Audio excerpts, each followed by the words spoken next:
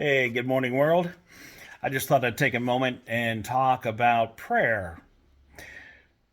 So, as an atheist and former Christian, there's a certain perspective that I have on prayer, and I'm sure a lot of atheists feel the same or think the same, and that is that prayer is ineffectual.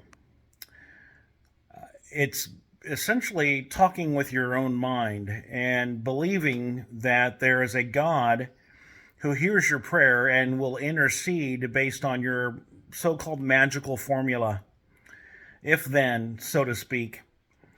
Um, yeah, there is no God that, in my opinion, that answers prayer. And usually apologists will say, well, if God didn't answer it, it doesn't mean he didn't hear you, just not now, or the answer might just be no. And sometimes people have what they have as a confirmation bias when things do go well and say, oh, it was God, instead of what would happen anyway. And I bring this up because, as much as I appreciate it when some Christians in particular or Muslims might say that they're going to pray to God on my behalf, uh, I first wonder why. Like, especially when I was in the hospital. Well, I'm like, what is God going to do that the doctors wouldn't be able to do on their own, or the surgeons involved? Because, I went to the very best surgeons to do my open heart surgery, and I would not have gone to them if I didn't have any confidence in them. Like, I started off in my home city, and they said, we think you're high risk and we don't want to chance it. So I got life flighted out to another city in a different state where they do have, I guess, I don't know if I want to say better trained surgeons, but certainly um, I guess, a well equipped facility to handle such cases. Turns out I was low risk. I obviously survived the surgery. But prayer would not have done a darn thing to help me in that situation. I mean, like, when I prayed, I used to guide the surgeon's hands, and, speedy recovery and miraculous healing. And that sure didn't work when it came to my mother in law, who died of cancer and heart attack in my own home. And she was a faithful, one of the most good Christians that I can imagine, who didn't hate anybody, loved gay people, didn't have any qualms with them at all. She didn't use scripture to bash them, but nevertheless, God did not save her. It made me wonder why, and I wasn't mad about it. I was curious about it, why God did not heal her when we were all praying, the church was praying, etc. It's like also the same thing when I see people praying for the nation, especially the Christian right, the moral majority of the Republican Party. And by the way, I'm a member of the Republican Party. I just happen to be an atheist and don't believe in the Christian right nonsense. Okay. And that's another story all on its own.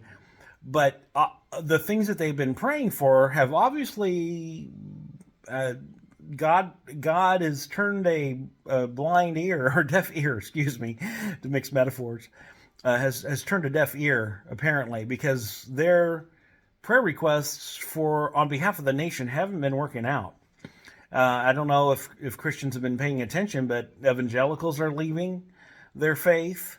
A fundamentalist like I was left the faith, and that Christianity is actually on the decline. They say in another, I think it is 10 years, uh, it might be a little bit longer, according to Pew Research, that Christian in America will be at 50%. Currently, they're at 64%, so they're on a decline.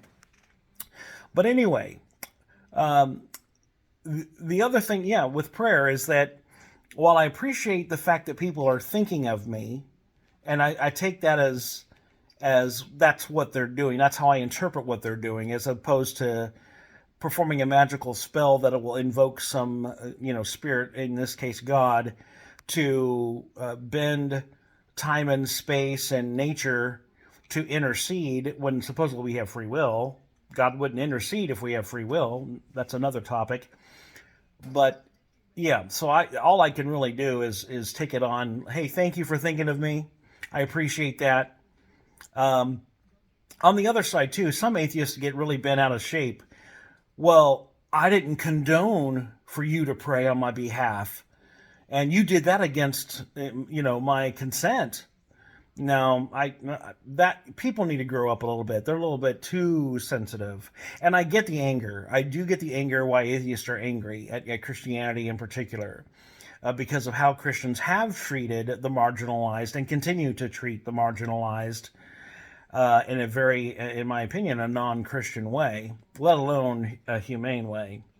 Now there might be differences of opinion, but anyway, I just wanted to make this case on what I think about prayer and hope you will consider it, that it is ineffectual, and it would be better to say, how can I help you? I am so sorry. You're in my thoughts. Is there anything I can do? That would be so much better than an empty, oh, thoughts and prayers, like I said, it's nice, but it doesn't really do anything. It's a cop out of being able to help or do anything, because there's no God, in my opinion, that's going to be able to do anything based on any evidence, any data, any testing from the scientific field that we've been able to demonstrate. Okay, so anyway, just everybody needs to try to love everybody that they can.